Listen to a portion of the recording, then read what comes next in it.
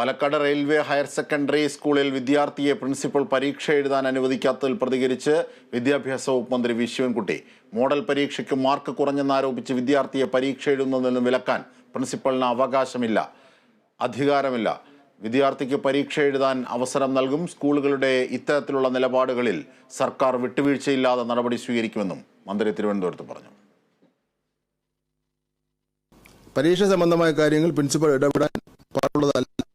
പ്രിൻസിപ്പലിനോട് ഒരു കാരണവശാലും പാടുള്ളതല്ല. എന്നാൽ ഇതില്ലെങ്കിൽ പ്രിൻസിപ്പൽ കുട്ടിയുടെ പരീക്ഷ എഴുതിക്കാൻ പാടില്ല എന്ന ഉദ്ദേശം വച്ചുകൊണ്ടാണ് ഹാജരുന്നത്. ഇത് ചീഫിന്റെയും ഡെപ്യൂട്ടിയുടെയും പെടുത്തിയിട്ടുമില്ല. പരീക്ഷയ്ക്ക് വന്ന വിദ്യാർത്ഥിക്ക് ഹാൾ ടിക്കറ്റ് ഇഷ്യൂ ചെയ്ത് പരീക്ഷ എഴുതിയിട്ടുണ്ട്. അത് ഇന്നലെ.